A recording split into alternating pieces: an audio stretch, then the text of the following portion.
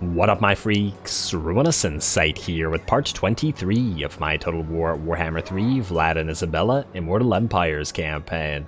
So as we saw last time, Vlad went north to the Tower of Crack, wherein he dueled Azazel in single combat on the ground. Azazel attempted to land blows, but for every blow he landed, the regeneration of Vlad's undead flesh was so fast that those blows may never have landed at all. Obviously, Vlad won the duel, and then his army, as in Azazel's army, was promptly destroyed, and we got a nice amount of sack value out of the Tower of Crack. In addition to that, Bathilda in the region of Mount Gunbad was able to intercept Queek as he was jumping around somewhere, which essentially saves us from the effort or the issue of having to deal with all the Skaven nonsense. Though we do have to pay attention to what's going on here. Blight, I take it you're a Doom Engineer. Okay, you need to be assassinated immediately.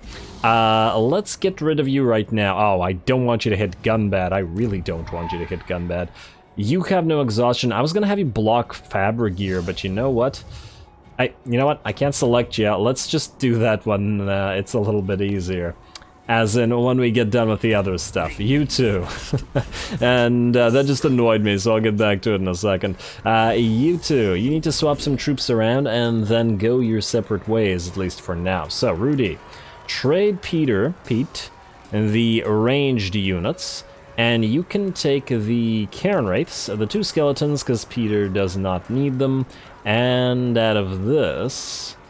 what else do we take away from him? I mean, assuming that we leave those 2 doggos, I suppose he doesn't necessarily need the bats, but the bats would be free, essentially, for him, wouldn't they? So they're pretty good to keep. But if it was a choice, I'd probably rather have 2 doggos and 2 bats. Generally speaking. Because the doggos are great at running enemies down, like really great, and much better than bats. So yeah, even with the bats being free, I think we'll do this for now. That actually gives us 19 out of 20. Wait a second. And we also may want to raise another Graveguard with Greatsword. Actually, that would be perfect. We raise another Graveguard with Greatsword and we're at 19 out of 20, yes. So just keep this one bat and just delete it in a second. Yeah. Okay, that'll work. Alrighty, so now, Peter, you have 1 extra bat. You're going to delete this. And then you are going to raise another Graveguard with Great Weapon. And I think that's it for now. You could probably use another Corpse Cart with Unholy Lodestone, but later. Your melee line still isn't sufficient, especially since this army still needs some modifications in terms of the range. Maybe a handgunner, maybe more Sylvanian crossbowmen, but ideally some artillery from our new Cathayan allies. Alrighty, now you and you. Do you need to raise any more? I think the rest of this is fine, minus the fact that you don't actually need this this bat here, and you can probably have a zombie or something like that join in, or maybe another skeleton. And these are, of course, temporary units. I guess you could have another Graveguard if you wanted to as well, just to lead the army. You don't have Unliving Host right now.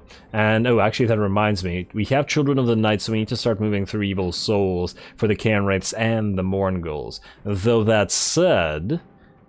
we don't have the Curse of Anric here. We probably do want Pan's Impenetrable Pelt. The extra physical resistance, once again, useful, but I think we could do without. Let's buff them up, but it's only 3 points. Then again... yeah, you need 2 points for the Pan's Impenetrable Pelt to get the upgraded, so I feel like I'd rather have 2 points than this, as we have plenty of other uses for our mana, let's say, on you. So yeah, let's go Evil Souls for now. And then, in the meantime, either you get another Cairn Wraith, or, you know what, actually, let's keep our money going upwards towards the 10k. So let's just get you a zombie or skeleton for now. And then let's move you back to Akendorf. Why? Because as we saw at the end of last episode, that Aranessa and Tiny Tim Amstrel are drawing nearer to Matorka. In fact, perhaps don't even move into Akendorf, but start moving towards Matorka itself as well. Whereas you, Pete, you're still waiting for Marius, so I think what we'll do is for 1 turn, head back through Blackfire Pass and into Akendorf, the territory, heal the army up to full, and then move out afterwards. Alright, you can go into channeling stance, and you can raise more dead here if you so desire. For example, more Black Knights. We could raise the Vargulf here. But once again, I want to keep the bats because they will become free, essentially. And that just seems like pretty good to me. And then we have the buffs for this, but we can't take the buffs for everything. And it's the Vargeists minus 40%, that's the best thing. So eventually we'll replace both these bats with Vargeists anyway. And yeah, we can't get the artillery for now, but we'll get it later. We'll get it later, don't you worry. Vlad, in the meantime, you are going to move towards... Well, you can't get towards Castle Alexandrinov, and Zoishank is probably not worth sacking, is it? That's kind of worth sacking. You are just a vassal, so we can freely declare war on you. In fact, you're extremely weak right now because of whatever you've been fighting. It wasn't us, but whatever. Let's move you towards Zoishank then. We can't regenerate in this province anyway, so declare war, yes. And the Ecstatic Legions we're already fighting with. And then auto-resolve this just for the free XP and potentially slight amount of money. And we could raise it if we wanted to, but just leave it alone.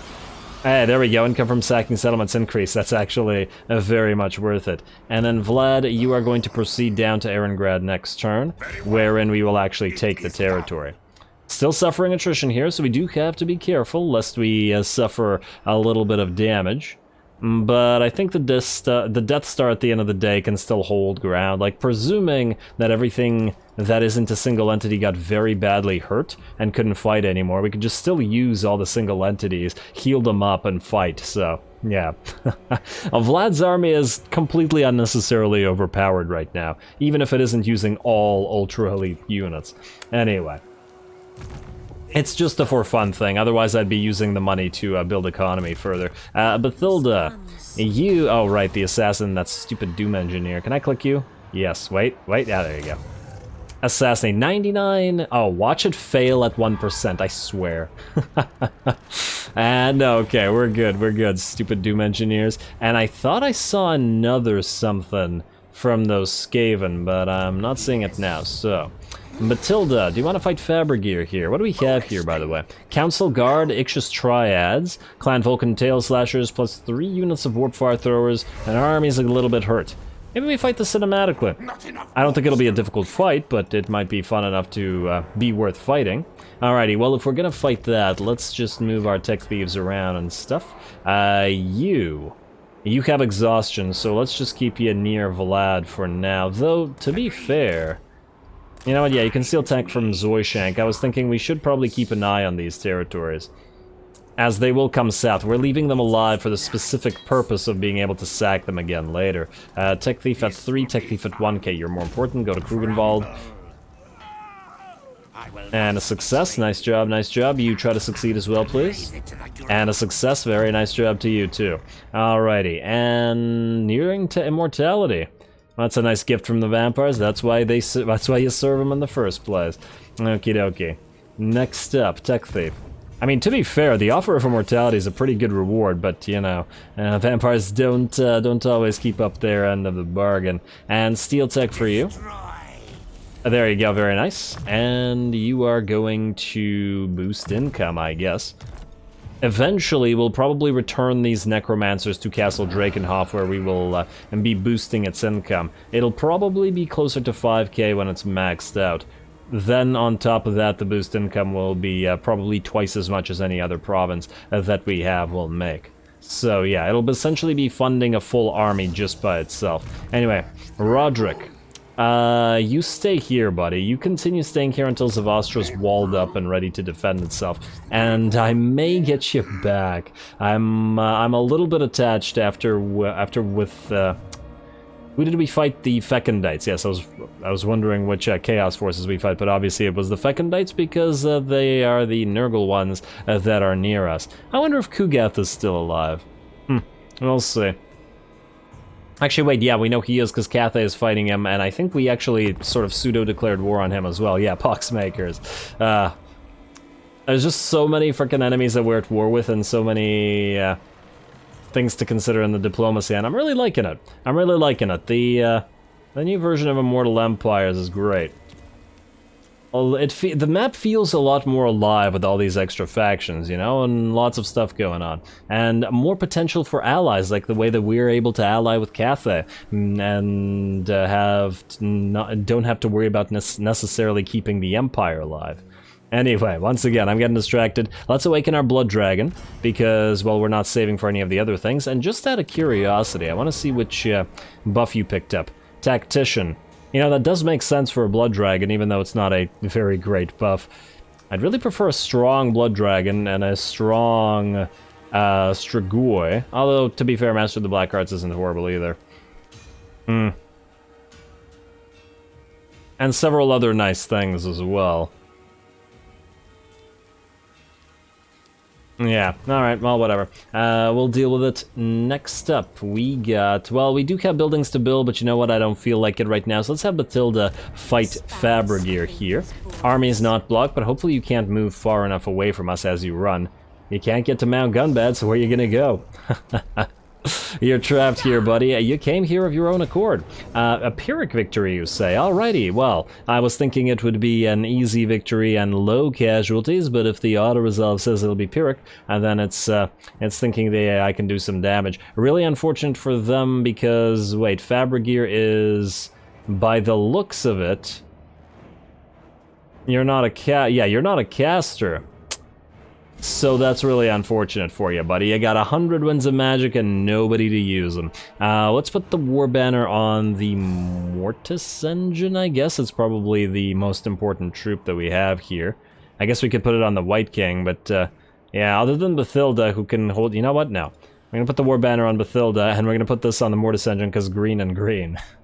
Yes, that's the only reason. Let's get to it.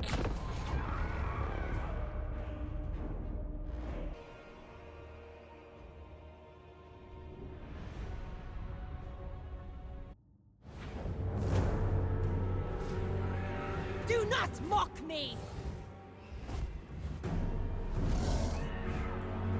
Alrighty, well, here we go, taking a nice leisurely flight towards the enemy army. Unfortunately for said enemy army, they only have Skaven slave slingers and some warp fire throwers to deal with Bathilda, which I don't think is going to work out so well for them. We're going to open this up by targeting the Clan Vulcan Tail Slashers, Clan Rats with Shields, the Regiment of Renown, with our Wind of Death. Of course, if it clips other units, that would be great, but we gotta get rid of these relatively threatening Regiments of Renown. Now, this isn't the main one that we gotta get rid of, but it is standing in a massive blob of enemies, so why the heck not? Alrighty, here we go, Wind of Death, and this is an overcast one, so let's just say it's gonna hurt.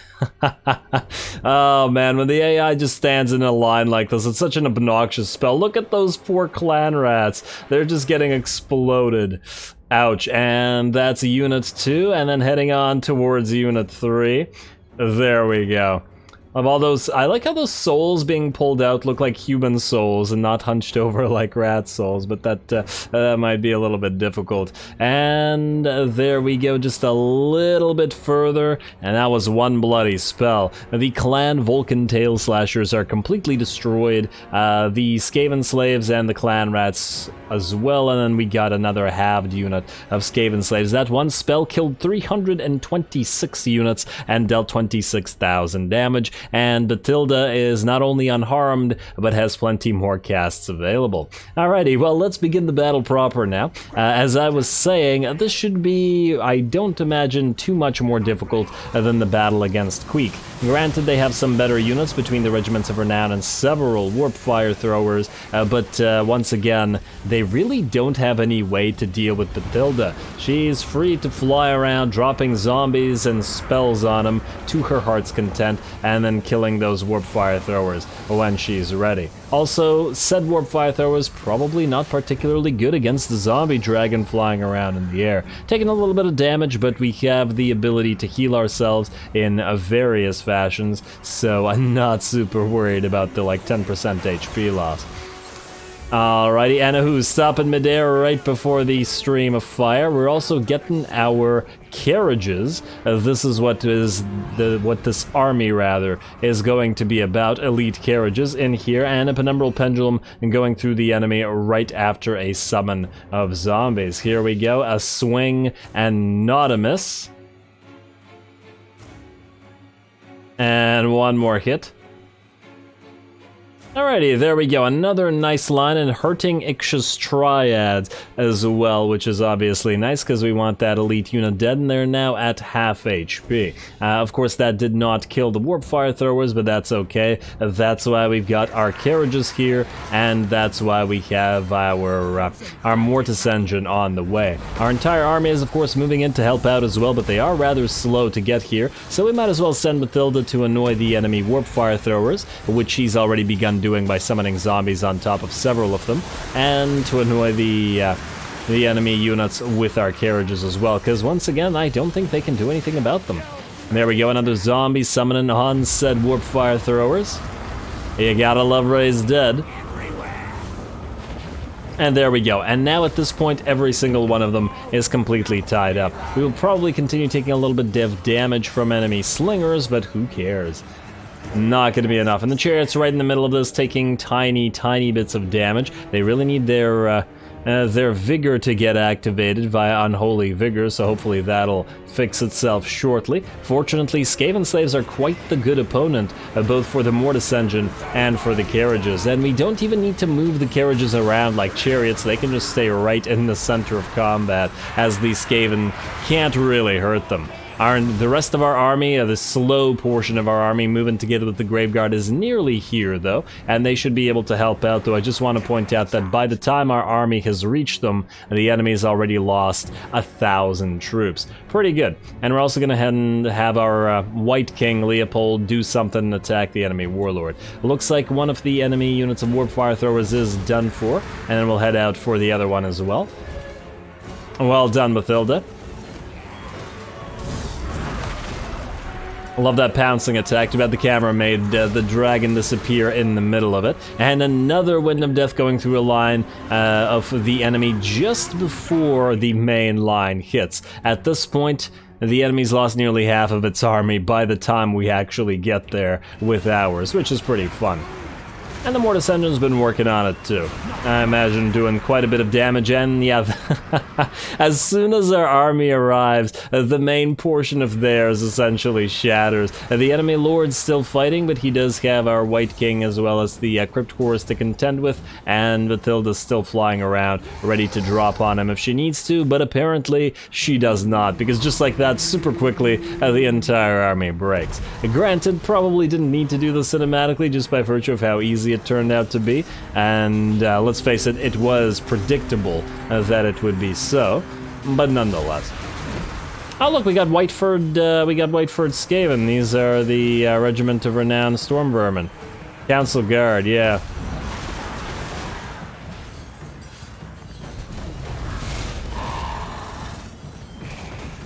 Alrighty, and it turns out that they're an unbreakable Skaven unit. A very, very unusual trait to have for a Skaven unit in general. And just out of curiosity, what do they have? It has been a while since I've played Skaven.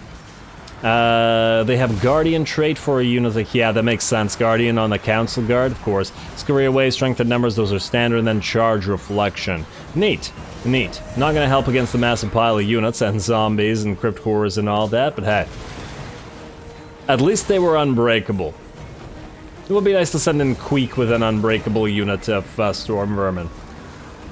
And there we are, just like that, I believe the battle is over. No real need to chase the enemy down because they tried to run away, knowing exactly what would happen here. So we're just gonna heal up a couple things like our single entities, and we're good.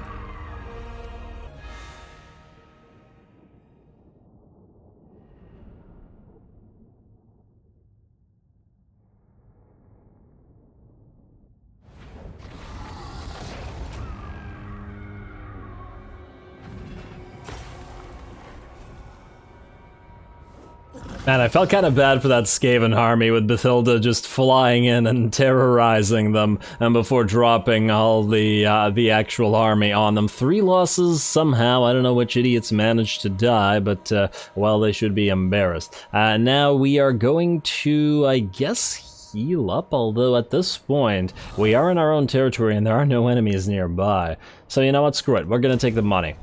Might as well, especially since we did raise some dead before. Not in this army, mind you, but in another army.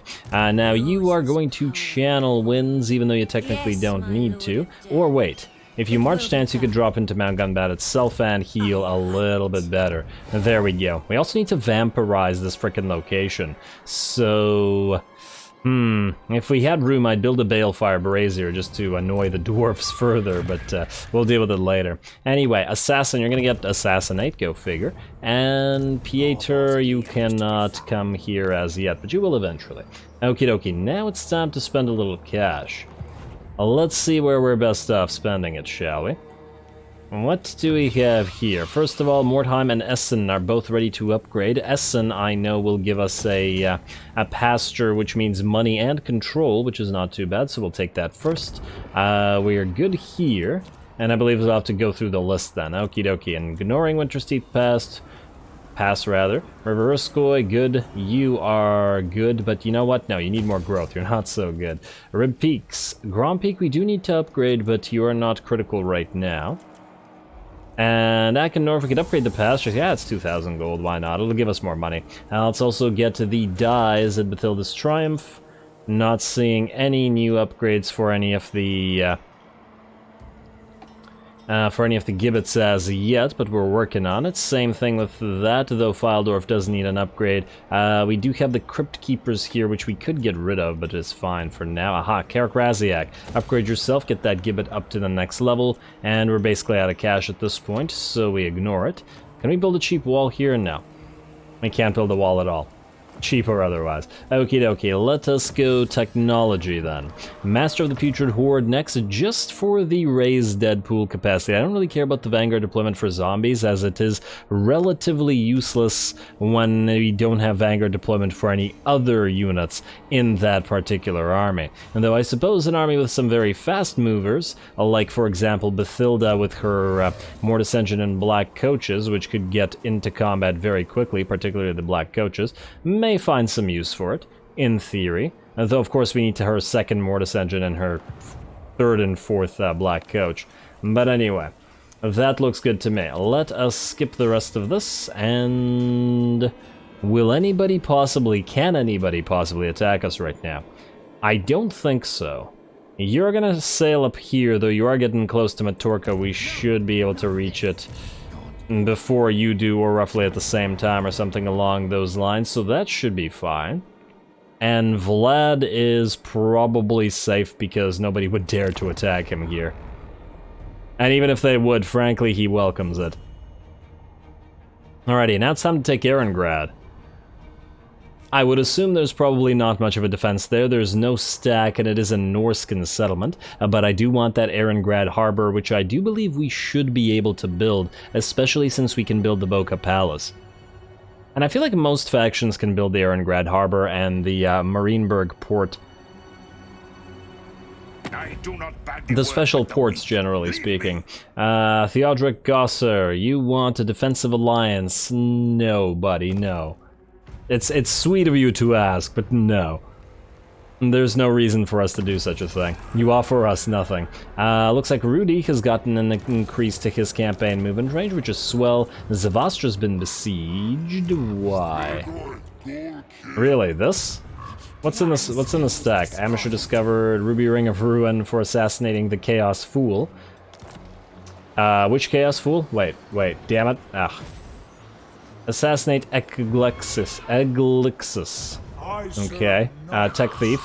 You need to steal some tech, but you know what? This is going to be complete in one turn, so you could go without. So go here, near Vlad, and then assassinate Eglixis. Nope. Near Vlad. I keep misclicking heroes today. There we go. Wound 100%. What? What? Wait, what? What did it... Did it not say 100%? Oh, interesting. So the 100% display, it only functions if you're still within the province where Queen Bee is located rather than where you started. Interesting. Okay, so what we should have done is move Vlad here, so we got the benefit of Queen Bee with Isabella. Okay, well now I know the way that works for sure. Beautiful. And yeah, let's take Erengrad. I don't imagine there's anything nearby. And oh, these guys haven't reclaimed Wolfenburg? Fools. And we'll just auto-resolve this. Yeah, we'll take... Oh wow, our poor Vargos. Occupy. And we'll heal up. An earthing rod. We'll turn that into something useful, and there we go, the Irongrad docks. Lovely, all the way through to the Irongrad port. We don't really care about the tradable resources produced, because frankly we don't produce a lot. But income generated is pretty darn nice here. And the province is secured, so we're obviously going to immediately go into Foster Terror.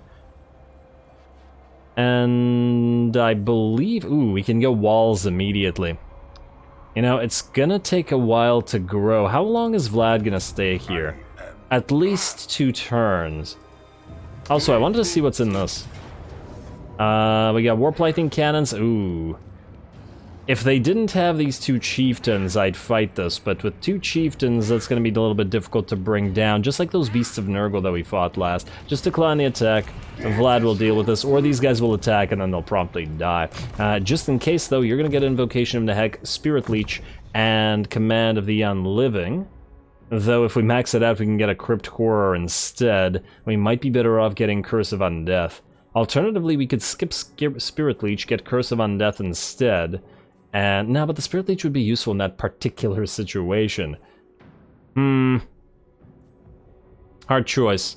Curse of Undeath to heal. No, I feel like we gotta go with the Curse of Undeath. It's not a crazy amount of healing, but it is lots of it. As in, multiple units. Alright, fine, let's just go with the Crypt Ghouls. Can still summon them behind the enemy and still apply that poison to them. And otherwise, if you guys stay here, you'll die. And if you don't, well, eventually Vlad will come for you. Now, Vladdy. Once again, back to this before we got distracted here. Ghost Fence would certainly help, but it doesn't help our growth. This will bring up the growth slightly. But it'll take quite a while to reach level 2 at this rate. I think we're better off just going for the Charnel Pit. These places, as in Erengrad and Kislev, really need those, or else they just seem to grow too slowly. Anyway, Aranessa, you're closing with Matorka. I assume... Oh, wait, are you trying to land here at Stone Mine Tower? Are you at war with these orcs? No. You're just moving very bizarrely. Okie dokie, well, let's have you... If it had walls, I'd let them siege it, but with both of them potentially able to land, I'd rather not. You know what, you're just gonna go into Matorka. And we might as well just upgrade its walls right now so that we don't have this exact worry anymore. And I guess you're gonna produce salt rather than a gibbet, which is kind of a shame, but we have no choice but to build walls here because of the vampires who will continuously sail down here. But anyway, at least it's something for Rudy to do. Now, gibbets. I do believe there should be one new one at least somewhere here. Beckhofen. Or do we go for pottery? Nah, I gotta go with the gibbet. More money. But I think it's here at Fort Chakova. Yes, you gibbet. And definitely iron. Gotta max that out as fast as possible.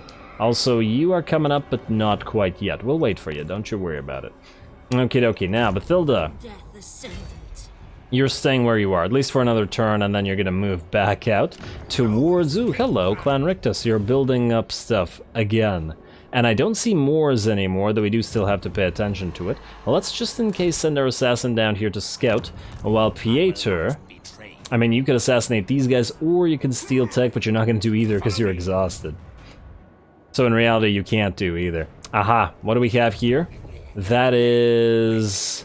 Okay, it's a Pestilence Scheme. I don't really care about the Pestilence Scheme nearly as much as I care about the stupid Doom Engineer. We're gonna go into raiding stance on you, Peter. Actually, this requires what, 50%? Marius is still sieging. You know what? Yeah, just go into raiding stance and go through his territory. Something will happen here eventually. Either he'll complete the siege and win, or he'll lose or sack it and back off and then move away, in which case Peter attacks him and then moves immediately to take Aberheim. And the days of Everland are very much numbered. I really shouldn't have built their territory right in the middle of our territory. We were there first, we swear. Tech Thief, you. 5 turns. You know what? Let's not waste the money. Ooh, actually, you can try to assassinate. Pretty good chance to do it, too. Ah, there you go. And you got wound chance increase. Very nice. Very nice. You may be an effective assassin, and Bloodkiss is up. You have this for 3 turns, though I think you can do this again. 58. Not... Wait, what? Oh, too expensive. Huh. Why is it more expensive? It's still steel tech. I guess that's something the hero does? Interesting. And we can't even do that, though the chance of success is very high. Alright, fine. Move here. And then try this again. Ah, you failed. Oh well. Oh well. And I believe that's it. Okie dokie. Would be interesting to see if this guy tries to attack us here. Unassigned skill points. Hero not moved. We will skip that. And our bloodlines, just to check on this.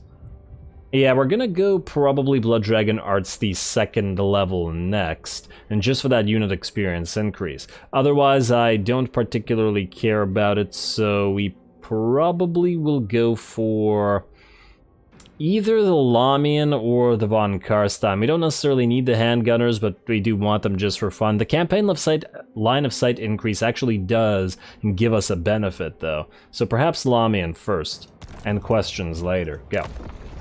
As in, go next turn. Oh, and we also should double check on our diplomacy now. It's been rising. Our popularity in Cathay has been rising lately. And hey, who knows, maybe they have a mission for us. Alright, Sartosa, Moors, you gonna come down and attack us, maybe? Looks like Azazel's not recovered, judging by his balance of power there.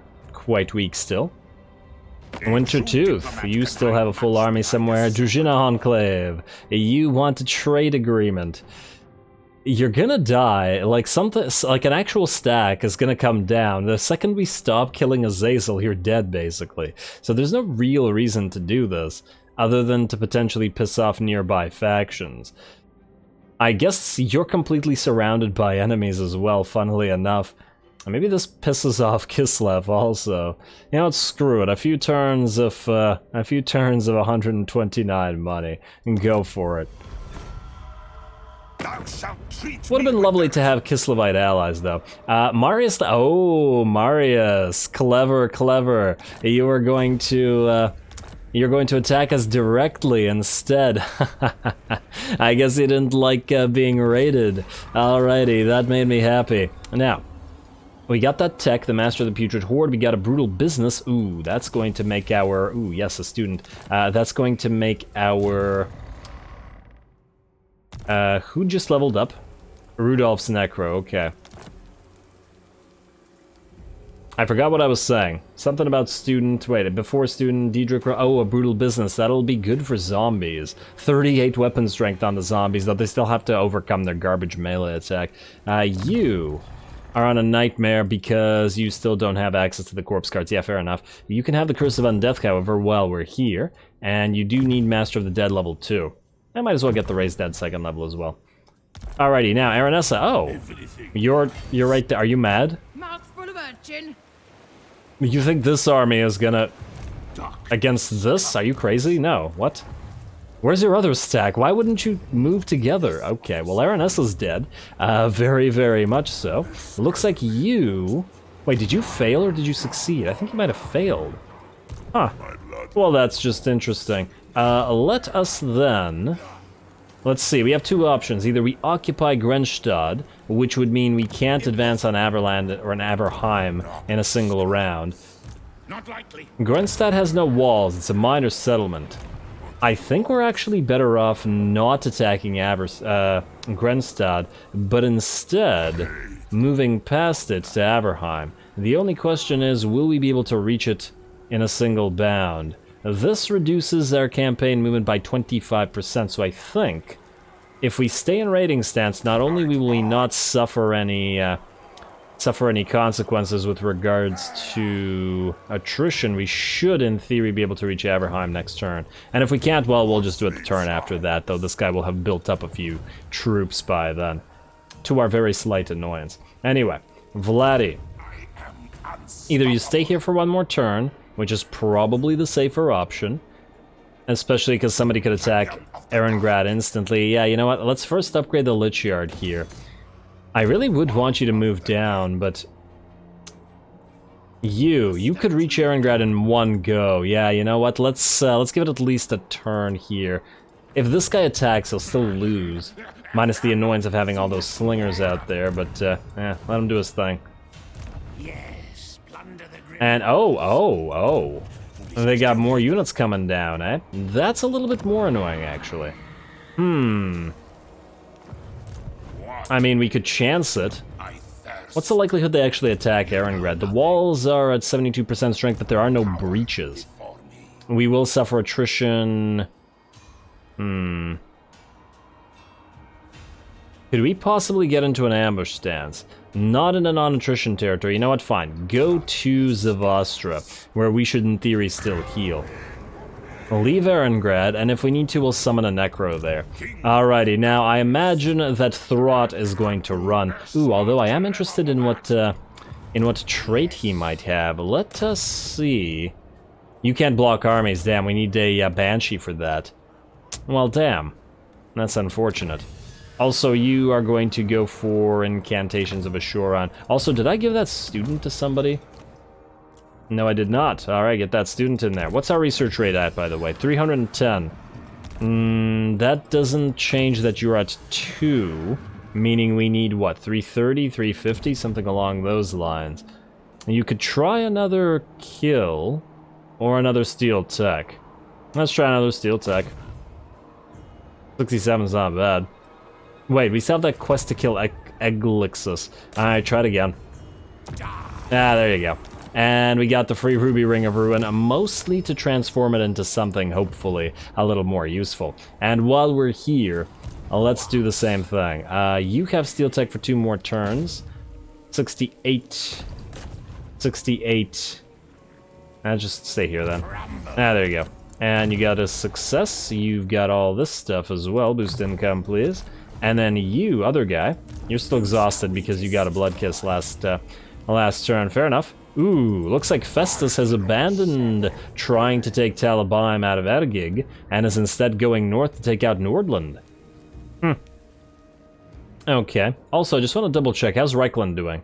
Ah, they're still okay. Ooh, wait, you shouldn't be here. No. Barrow Legion, don't take Montfort. That's a terrible idea. You're just gonna get into a war with Broken Axe rather than having them break themselves upon Helmgart. No, well, whatever. They can deal with it. It's their problem now. They've created it for themselves. Also, Assassin, I see no rats. Therefore, you're moving down here. Matilda, you, I guess, are moving here, then. Stay in our territory. And wait. Go into channeling. I don't think that it maybe slightly increases replenishment, but we're going to be here for a little while anyway. Imric's out here. I would be interested to see what kind of army he has, though. And you, Pieter, you need to steal tech. Okay, we got specialist, but we're gonna keep upgrading wound first and foremost. Steel tech first. Well, I guess. Upgrade wound, but steel tech, and there you go. A nice success, though you did not level. And then you need to steal tech as well, because you got 1 turn left on it. Ah, critical failure. Ouch. Well, you know, to be fair, he doesn't actually need to be here anymore, so he'll return to the nearest settlement, which will be a little bit closer, so that's actually not so bad. Okie dokie. Now, that's the tech thieves. That's the moves other than Rudy and Vlad. Okay, and then we got buildings, but we can take care of buildings next time, because right now, I'd much rather fight Aranessa. I just want to double check that Rudy has the enchanted items and talisman lodestone, or obsidian lodestone that he needs. You could have a talisman of preservation, but I feel like we could give that instead to somebody who's more likely to be constantly fighting. But Tilda's always getting herself into situations. She's currently using a talisman. You know what? That's what we'll do. We'll give you the talisman of preservation. And we'll give Rudy the talisman of endurance instead. And yeah, we could give the same things to Isabella instead, but frankly, she doesn't need them. I don't think she's been threatened by anything at any point, so yeah, she'll be fine. You can have the Talisman of Endurance. I was saving the Potion of Healing for Vlad, but to be frank, he doesn't need it right now either, so you can have it. Keep the Ogre Blade because it tickles me to know that you're strong and are carrying an Ogre Blade as a Necrarch. And keep the Armor of Fortune as well. Earthing Rods are useless, so get fused. Another Armor of Silvered Steel, which is also kind of garbage, but what can you do? What else can we fuse here? We have a Ruby Ring of Ruin and a Terrifying Mask of E. Yeah, you know what? Fuse both of those. Those are both also trash. Into a Sword of Strife, which is not horrible. Alright, well, I'll take it. Nothing we need to give you, but you know what we do need to give you? A fight. Here we go. Attack Aranessa. Is she gonna run or is she gonna fight?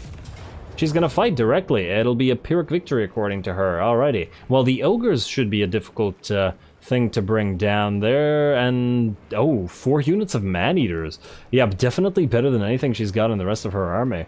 Man-eaters are quite hard to tech to as well. Okay, well, standard of discipline for Rudy himself, I think. And let's do this cinematically as well.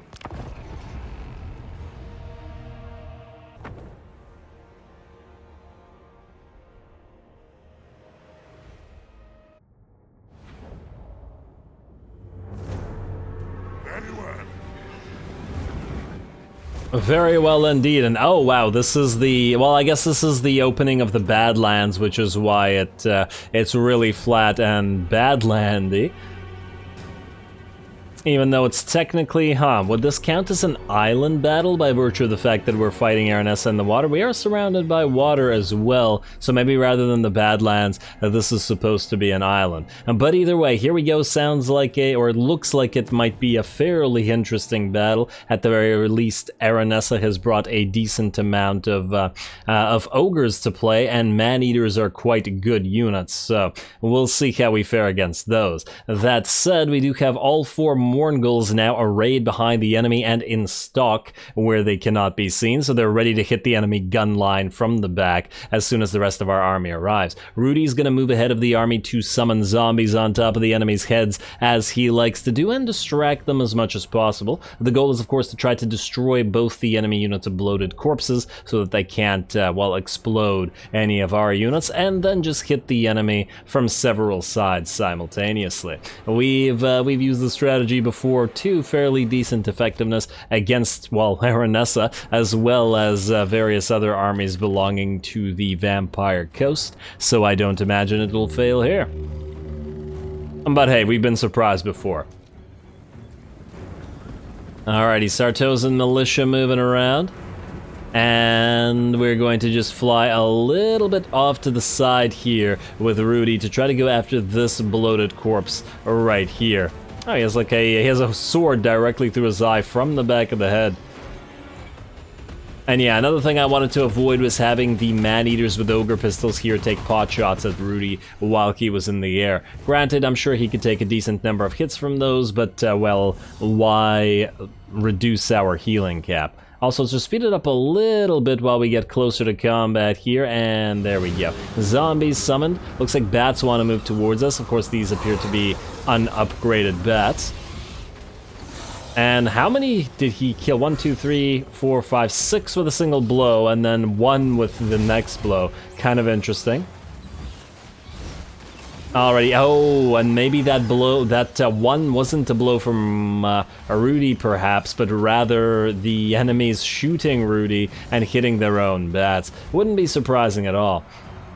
Alrighty, unfortunately for us, for whatever reason, the bloated corpse decided to move below the bats, so it didn't die, and I'm just hoping that it tries to attack those zombies, thereafter destroying a bunch of its own units. A good thing for the enemy AI, though, the bats are also providing one important purpose here, which is that by tying Rudy up, they prevented him from getting a zombie dragon breath right into this blob, which would have probably crippled or otherwise killed a couple units there. But oh well, that may not have worked, but we can still keep moving. Taking a little bit of fire from the enemy, but we can always heal that up just fine. And this time we're going to summon the zombies directly on that bloated corpse, who instantly explodes. Our army's been moving this entire time, though of course the relatively quick wraiths are being slowed down considerably by moving together with the skeleton spears, but that's appropriate for this particular situation. Bats still surrounding Rudy, to his great annoyance, I'm sure, though at this point he's now healing himself up a little bit. There we go, Invocation of the Heck is going strong, and another set of zombies summoning on top of you, buddy. And this time you did clip some of your own units. Alright, well, second time's the charm, I suppose. Now, time to fight some bats. And don't really need to drop down as yet, because we're going to wait for the rest of our army to clash with the enemy on the front lines. It looks like they've collided. Man-eaters charging through our skeleton spears and knocking them back with obvious gusto, though unfortunately you can't eat the Cairn Wraiths because they're ghosts, and I don't imagine the bones of the skeletons, though digestible by ogres I'm sure, and not particularly tasty. The Mortis engine is in here as well, and now these man-eaters are getting surrounded and ripped apart fairly quickly as well. This one's already down to about a third of its HP. The rest of our units are hitting the sides of the enemy formations, our Hex Wraiths moving in to hit the enemy Sartosa militia from the sides as well, and our Mourngulls about to hit the enemy from the back. Alrighty, looks like our army's arriving, and Rudy's nearly killed all of the enemy bats up there. And obviously he's been casting heals and summoning dead all while fighting those bats, so why not? Sure, we could have dropped him down as well, and we will shortly. There we go, another unit of dead comes up from the grave even as the Mourngulls move in and decide to fight those man-eaters a little bit. You know, perhaps the ogres and the Mourngulls have a lot in common. The endless, painful hunger, eh? I wonder what the ogres think of the Mourngulls in particular, as a creature essentially that lives for hunger and is driven mad by it. The horrible, horrible endless hunger. Is it cursed by the Great Maw, or is it blessed by the Great Maw? Well, the fact that it gains no weight from eating would probably mean that it's cursed in many ways. Alrighty, well, I love seeing the ogres just sort of pulled down by the dead over time as we fight here. It's quite nice. Also getting occasional spirit leeches on Aranessa, who is occasionally trying to kill our own Mourngulls in the background, bringing them down. I do wish that we had Mourngull Haunters available to us. Once again, I don't see why they gave us the ability to get Mourngulls but not Mourngull Haunters, but I guess you gotta take what you can get. Because we didn't have access to Mourngulls before anyway.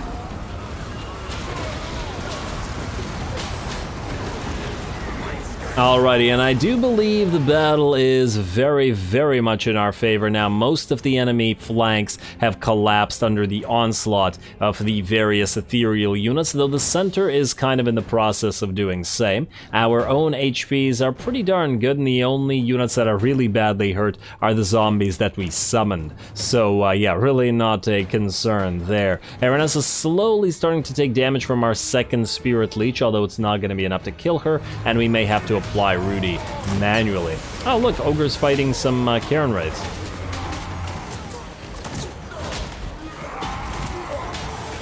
I wonder how effective this would be. I suppose effective enough, clearly, because they're going to rout, and in terms of damage, they took quite a bit as well. Though, to be fair, the zombies were helping the Cairn Wraiths. But the Cairn Wraiths are damage dealers, and on top of that, because they're frostbite, the normally extremely quick ogres are actually unable to run away. It's another great benefit, in my opinion, of the Cairn Wraiths, and Wraiths as well. Just the ability to chase those annoying ogres down. I hate how for most factions their infantry is just way too slow to catch up to said ogres, and thus they get away. Anyway, battle is clearly over, and we're gonna give chase to Aranessa, and Rudy is quite quick on that dragon, and I believe quick enough to catch her. Her speed's only at 41, and he's got 90. And down she goes yet again. Sorry, little guy. Talking to the hermit crab there. And anyway, let's speed the rest of this up. We're going to chase the enemies down. The Chillgeists rip the running man-eaters apart as well. Gotta love that unit. And not too much trouble at all. Need a few heals, although I believe, as we can see, yeah, that's 16 units. These Mourngulls were hurt, and they lost like a third of their HP, but they didn't appear to have lost a single model. So, yeah, Aranessa, I don't think you did much damage to us at all. In fact, it is a decisive victory, and considering the fact that the AI loves to call everything a close victory, that's, well, that's a pretty decisive decision as well.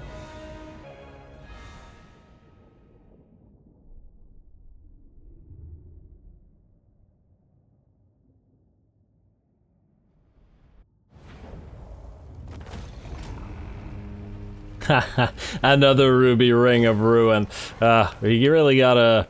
I mean, Well, they're useful in that we can keep turning them into other items, if nothing else. I would prefer a Tormentor Sword if you're going to give us common items, though, in game. That said, once again, pretty darn minimal losses here, and we got fairly decent damage work out of our Cairn Wraiths. So the Skeletons held the ground, the Morngulls hit the enemy in the back. Everybody did what they were supposed to do. I really enjoy watching this army go to work.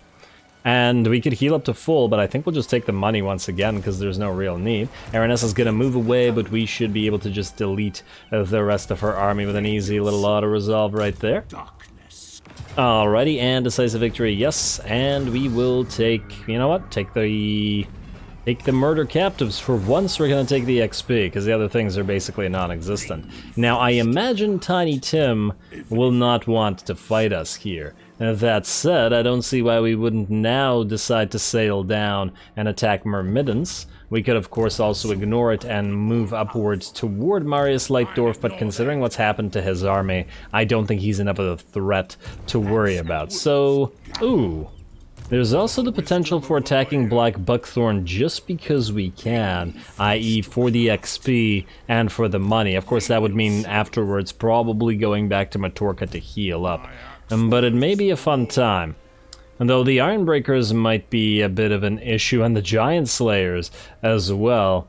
You know, I'll think about it, but I'll have to think about it next time, because we are unfortunately out of time. Next episode, we are going to march on Averheim, grab it, and then march back towards Grenstad and the destruction of Averland for good, while Vlad continues to deal with whatever's going on around Erengrad and Kislev, hopefully taking these rats out, and then probably trying to claim the gold mine at Wolfenburg, though that will likely put us in contention with the Fecundite. So I'm not 100% sure as to whether that is actually the right move for now. We may want to just leave these provinces a ruin and let them continue fighting it out while we grow.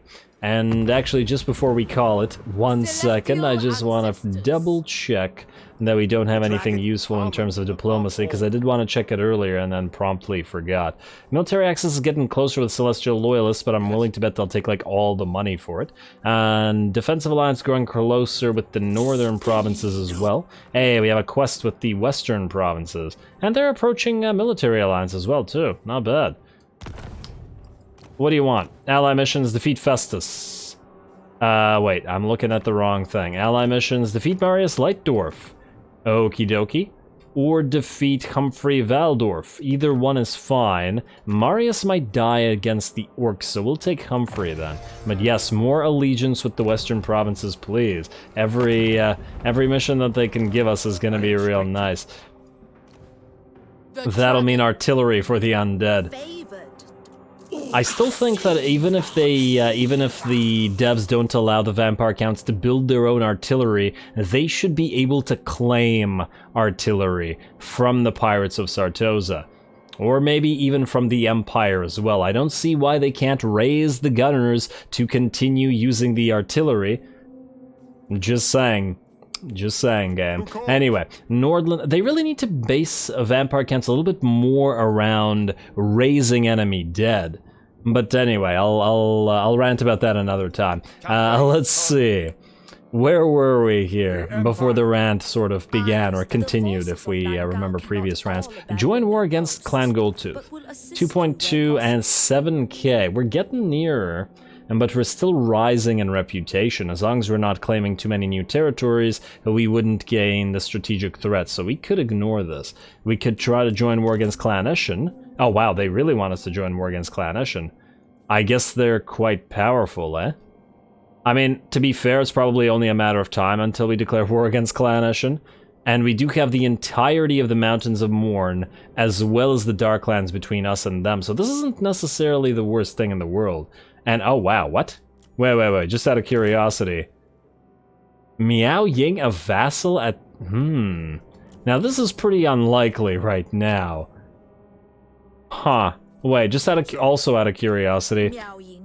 Yeah, she's one of the lowest potential vassalization chances. But without trading her a settlement, it isn't actually possible. Or, you know, several 100,000 gold.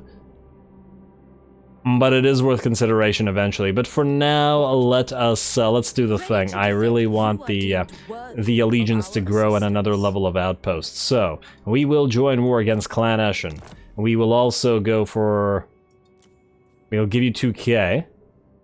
Because I think we can use Gold Tooth for another purpose. Wait, let me just double check this. I know I was gonna. I know I said I was gonna end it, but now I'm thinking, where's the Caravan of Blue Roses? You're fighting Gold Tooth. Would you be willing to give us anything if we were to declare war on Gold Tooth? Wait, no, you're not. Wait, I talked to Imric. Damn it. Caravan of Blue Roses. Initiate diplomacy. Not this. Join war against Goldtooth. 3.6. Nah, no dice. And I got excited. Although he will like us more for fighting Goldtooth, to be fair. Oh, though he doesn't seem to like us attacking Rictus. Come on, man. He would like us joining the war against Nakai, but I don't trust Nakai not to come to us, unlike the other factions. You never know with Nakai. He likes to wander, go figure, right? Let us then ignore that for now and ignore Goldtooth, but we'll maybe use that for a deal later on. For now, it's Eshin. Wait, I just had another idea. Where's the Western provinces? Talk to you, you're also fighting Eshin. You'd be willing to go into a full-on military alliance, but I feel like you'll eventually be willing to do this anyway. And you're not fighting Goldtooth, so you're the only one...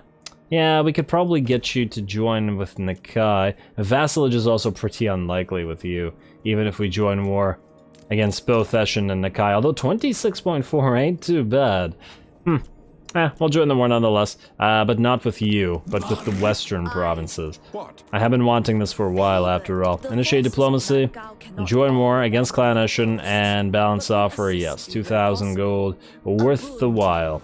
And on top of that, we'll immediately build the outpost at, where is the best location? Probably Nangao. Fairly unlikely that it falls. Although, just to double check, does Shangyang have walls? No, it does not. I was just thinking maybe if it had... Wait. Western provinces own it anyway. Pomei is currently building a garrison, so it'll actually have tougher defenses than Nangao will, but then Nangao is in a really safe area. Even if this does have better defenses.